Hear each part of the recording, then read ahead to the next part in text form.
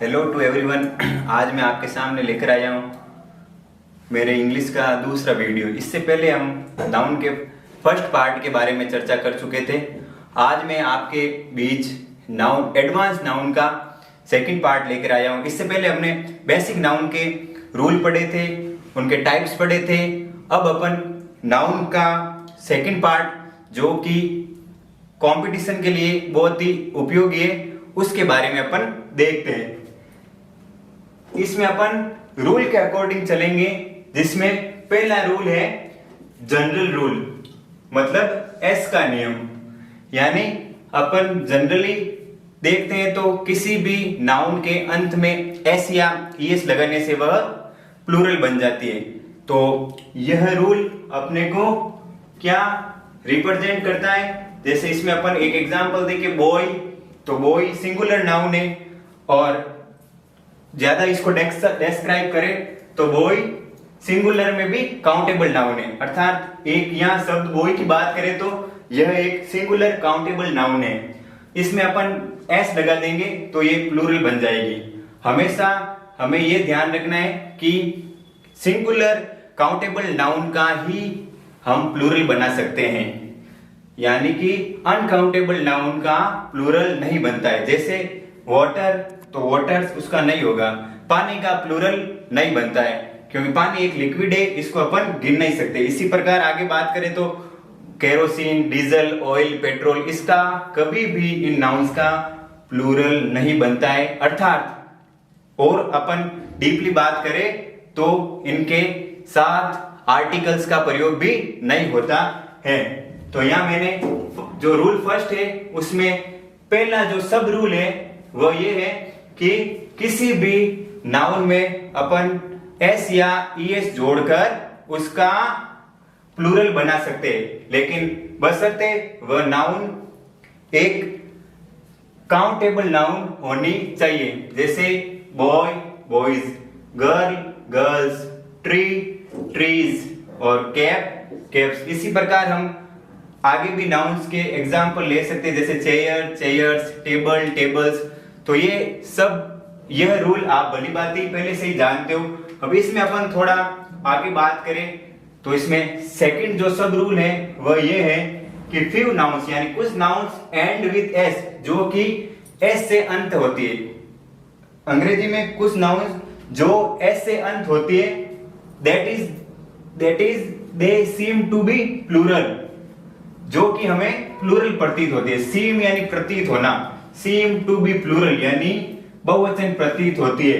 But actually, लेकिन वास्तव में they are singular in form, वह अपनी फॉर्म में एक वचन होती है। एंड एक्चुअली वास्तव में when they are singular in form always the singular verb will be followed with these nouns.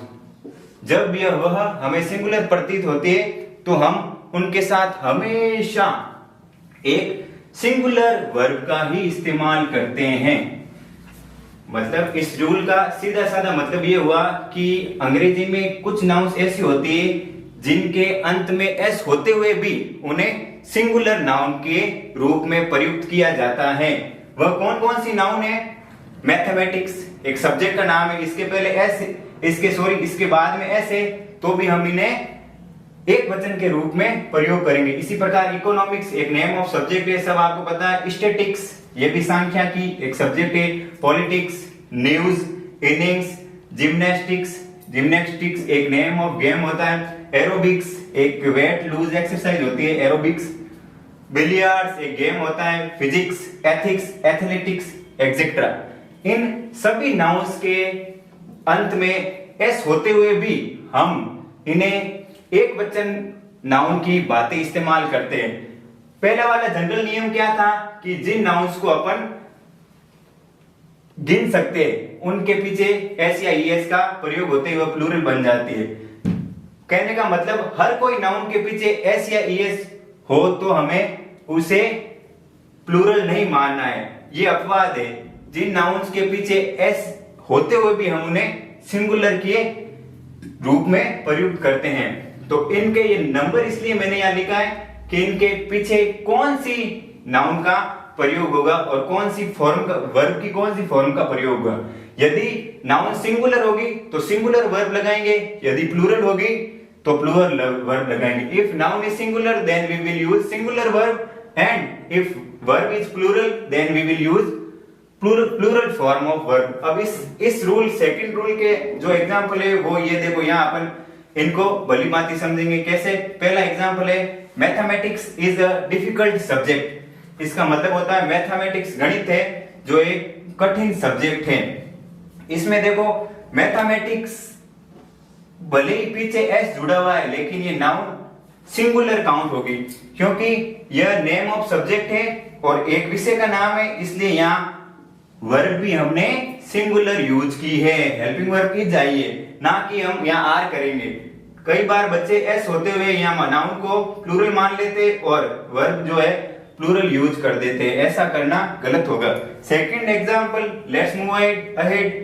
The news is unreliable. इसका मतलब ये होता है जो न्यूज थी वह अविश्वसनीय थी, विश्वास करने योग्य नहीं थी। देखो यहाँ भी एस जुड़ा हुआ है तो फिर भी हमने यहाँ इज वर्ब का प्रयोग किया है।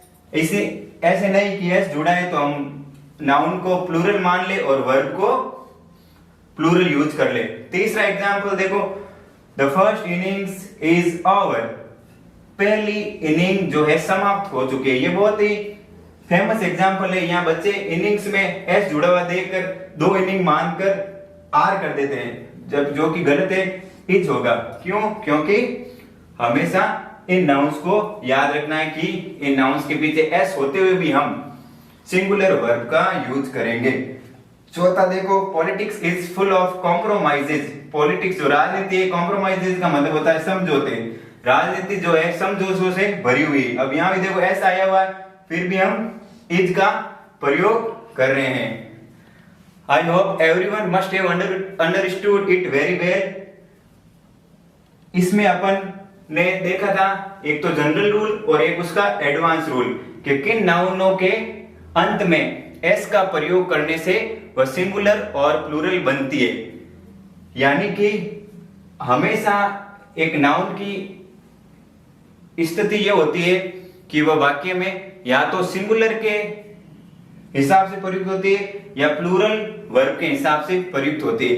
ये हमें तभी ध्यान रहेगा जब हम नाउन्स के रूल्स को यानी डीपली हम उसके बारे में जानते हैं। व्हाट आई मीन टू से इज कि सब्जेक्ट जैसे फिजिक्स है, स्टैटिक्स है, इकोनॉमिक्स है, इनके पीछे एस होते हुए भी इसमें सिंगुलर वर्ब का प्रयोग होगा, न कि अपन इसके पीछे एस देकर, जो हमने फर्स्ट सब रूल में देखा था कि इसके पीछे एस देकर हम इनके आगे प्लूरल वर्ब का यूज कर दे, जो कि गलत है। Let's move ahead. अब अपन आगे चलते हैं नेक्स्ट रूल की ओर। इससे पहले अपन ने सिंपल रूल पढ़ा था, एक तो एस वाला नियम, और उसमें एक सब रूल था जैसे mathematics, billiards, statics, physics, economics. इससे आगे एस होते हुए भी हम इनको सिंगुलर नाउन मान रहे थे। बट इसमें एक नोट ये है कि इन नाउन्स के आगे यदि मैथमेटिक्स है, कोई भी सब्जेक्ट का नाम है, मैथमेटिक्स, फिजिक्स, इससे पहले कोई भी पजेसिव प्रोनाउन दिया हुआ हो। अब एक बात आती है, पजेसिव प्रोनाउन क्या होता है? पजेसिव प्रोनाउन वह होता है जैसे आई का पजेसिव प्रोनाउन माई, ही का हिज, सी का हर।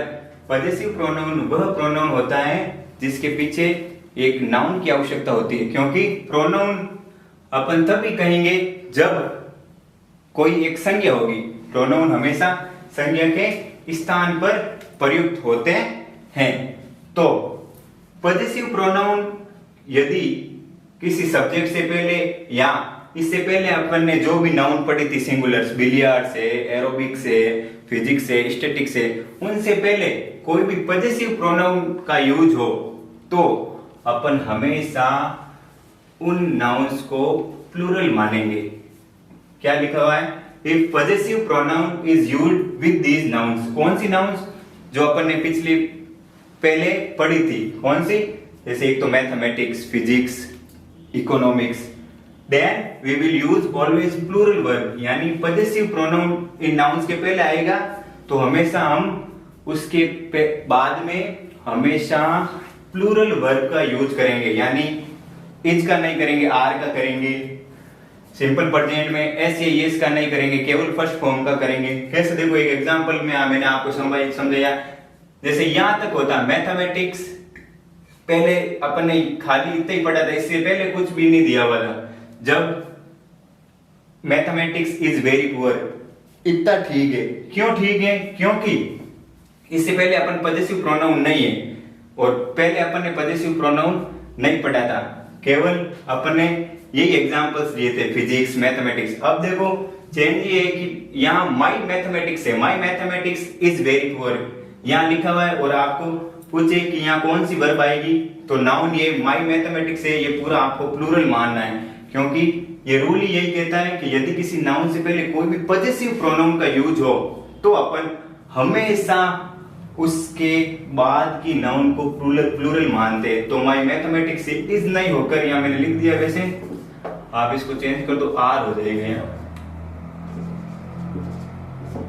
माई मैथमेटिक्स आर वेरी गुड, इसका मतलब ये होगा कि मेरी मैथमेटिक्स है जो बहुत ही कमजोर है। पुअर का मतलब गरीब नहीं है, सब्जेक्ट कभी गरीब नहीं हो सकता है, सब्जेक्ट या तो स्ट्रॉन्ग होता है या फिर वीक होता है। तो यहाँ पर आर का प्रयोग करेंगे, इज का प्रयोग नहीं करेंगे। क्यों? इसका रीजन क्या है कि यहाँ मैथमेटिक्स की कैलकुलेशंस की बात हो रही है, खाली मैथमेटिक्स की बात नहीं हो रही है, इसलिए अपन यहाँ इज को छोड़कर आर का प्रयोग करेंगे। जैसे एक और एग्जांपल लिख सकते हैं अपन, माय फिजिक्स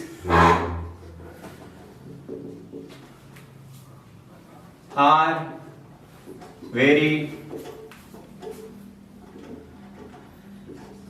स्ट्रॉन्ग। तो यहाँ केवल फिजिक्स होता तो इज हो जाता पिछले वाले रूल की तरह, लेकिन यहाँ माई फिजिक्स है, यानी मेरी फिजिक्स की जो कैलकुलेशंस है, मेरी फिजिक्स की जो न्यूमेरिकल क्वेश्चंस को सॉल्व करने की क्षमता है वो स्ट्रॉन्ग है, यानी मजबूत है। तो ये रूल अपन यहाँ समाप्त करते हैं। नेक्स्ट रूल नंबर 2 की बात करें तो कुछ नाउन्स जैसे डियर, सीप, हेडक्वार्टर्स, इलेक्टोरेट हमेशा अपनी सिंगुलर और प्लूरल फॉर्म में एक ही रहती है। कैसे? These following nouns are used both in singular as well as plural forms। कोई पूछे डियर का प्लूरल क्या बनेगा तो अपने को रिप्लाई करना है डियर ही बनेगा। सीप का सीप, ऐसी प्रकार पीपल है तो पीपल ही बनेगा। हेडक्वार्टर्स ही बनेगा। लेकिन ध्यान रखना ये नाउन्स हमेशा प्लूरल की तरह व्यवहार करेगी। अब देखो इनका अपन साथ साथ में नंबर भी पढ़ रहे हैं, यानी कौन सी वर्ब यूज करें इनके साथ। सिंगुलर है तो सिंगुलर वर्ब यूज करेंगे, प्लूरल है तो we will use plural verb followed with these nouns. देखो इसका एग्जांपल, अब इस चीज का मतलब क्या हुआ जो अपन समझते हैं। A deer is grazing in the field, इसका मतलब ये हुआ एक हरिण जो है वह खेत में चल रहा है। ग्रेज यानी होता है चरना। तो यहां देखो अ एक आर्टिकल आ गया और डियर यानी हरिण। तो देखो यहां ऐसे तो अपन बात करें तो डियर बहुवचन है, तो यहाँ संज्ञा भी नहीं, सॉरी वर्ब भी बहुवचन की आनी चाहिए, यानी आर आना चाहिए। लेकिन रूल हमारा यही कहता है कि सेंटेंस के अनुसार अपन नाउन के साथ वर्ब का यूज करेंगे। कैसे? देखो यहाँ अ एक आर्टिकल है, यदि किसी भी नाउन से पहले अ या एन आए तो हमेशा उसे सिंगुलर माना जाता है। खाली डियर होता तो आर लगाते अपन, क्योंकि डियर, पीपल, शीप ये सब प्लूरल नाउन है। बट यहाँ अ आ गया तो इस आर्टिकल अ का यूज होने कारण यहाँ इज का इज ही रहेगा, यानी ये sentence no need to correct, इसमें कोई करेक्शन करने की आवश्यकता नहीं है। जैसे हमने यहाँ किया था माई मैथमेटिक्स आ रहा था तो यहाँ आर ही सही है। क्यों? क्योंकि इससे पहले एक पॉजेसिव प्रोनाउन का यूज हो गया।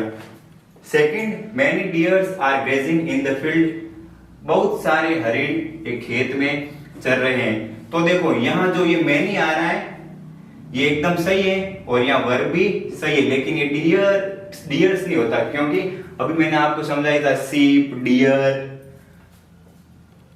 पीपल जो है वो हमेशा अपने एक ही फॉर्म में रहते हैं, तो डियर्स के पीछे एस नहीं लगा सकते। क्यों? क्योंकि ये सिंगुलर और प्लूरल में हमेशा एक ही रहता है। डियर का पूछे सिंगुलर तो डियर यूज होगा, डियर का पूछे प्लूरल तो डियर यूज होगा। तो यहाँ डियर्स की जगह अपने को डियर करना है। वैसे मैं यहाँ कर दिया, लेकिन आपको और थोड़ा अच्छा समझ में आए, इसको मिटा दूं। ये डियर्स का डियर हो जाएगा। तो ये ग्रामेटिकली अब एकदम करेक्ट है। Many deer are grazing in the field, बहुत सारे हरिण एक खेत में चल रहे हैं। ये करेक्ट क्यों है? क्योंकि मैनी समूह को दर्शाता है, यानी समूह में ऑब्वियसली एक से ज्यादा हरिण चल रहे होंगे, कोई एक हरिण की बात नहीं हो रही है, इसलिए यहाँ आर का प्रयोग हुआ है। I hope everyone must have understood my voice very well and my rule very well. Late us move ahead. आगे चलते अपन तीसरे एग्जाम्पल की ओर। तीसरा एग्जाम्पल क्या है? अ shape in the form is missing. एक बेड जो है फॉर्म नहीं form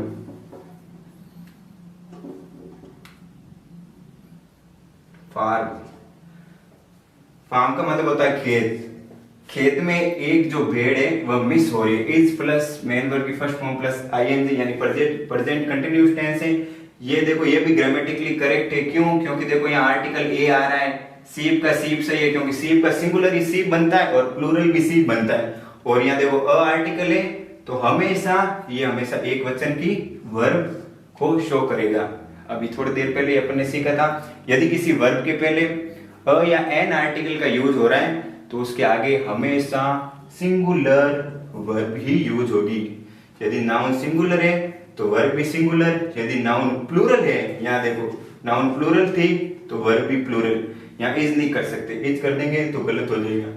late us move ahead. आगे देखते हैं अपन। Many sheeps in the farm is missing. अब देखो यहां देखो चौथे एग्जाम्पल में अपन मैनी शीप्स, ये गलत हो जाएगा क्योंकि मैनी शीप नहीं होकर यहां मैनी शीप ही रहेगा। In the farm is missing. एक मिनट, सॉरी देखो या फोर्थ एग्जांपल में many sheep in the farm is missing. तो यहां अपने को त्रुटि क्या हुई है? आर आएगा, इज की जगह आर आएगा। क्यों आएगा आर? क्योंकि देखो मैनी एक से ज्यादा, मैनी का मतलब होता है विभिन्न प्रकार, तो विभिन्न प्रकार की भेड़े जो है फार्म यानी खेत में चल रही है, तो यहाँ आर आएगा। क्यों आएगा आर? क्योंकि यहाँ पर मैनी आया हुआ। यहाँ सीप का सीप ही रहेगा क्योंकि सीप का सिंगुलर और प्लूरल सेम होता है। देखो नेक्स्ट देखो, headquarters of company is in Jaipur. ये भी देखो करेक्ट है। जो कंपनी का मुख्यालय है, हेडक्वार्टर्स का मतलब होता है मुख्यालय। यहाँ देखो एस आ रहा है फिर भी ये हमेशा सिंगुलर नाउन है। हेडक्वार्टर्स, बिलियर्ड्स, अभी बताया था फिजिक्स, मैथमेटिक्स, ये सब एस आते हुए भी, न्यूज, ये सभी एस आते हुए भी सिंगुलर नाउन की भांति व्यवहार करते हैं। तो इसके आगे भी सिंगुलर वर्ब ही आएगी। इसका मतलब ये हुआ the headquarters of the company is in Jaipur. जो इस कंपनी का मुख्यालय है वह जयपुर में स्थित है। तो यहाँ हेडक्वार्टर्स भले एस हो फिर भी अपन यहाँ इस वर्ब का ही यूज करेंगे। यहाँ एस को लगा देकर अपन आर वर्ब का यूज नहीं कर सकते। क्यों नहीं कर सकते? ये अपन ने अभी थोड़ी देर पहले सीखा था। कुछ नाउन्स ऐसी है जिनके अंत में एस आते हुए भी हम सिंगुलर वर्ब का ही यूज करेंगे। देखो next example, headquarters of many MNCs. MNCs की फुल फॉर्म देखो मैंने लिख दिया आपके, many national companies are in Jaipur. ये भी देखो ग्रामेटिकली करेक्ट है। क्यों? क्योंकि देखो हेडक्वार्टर्स ऑफ मैनी आ रहा है, मैनी यानी एक से ज्यादा कंपनीज हो गई, यानी यहाँ आर, यहाँ अपन इज कर देंगे तो गलत हो जाएगा।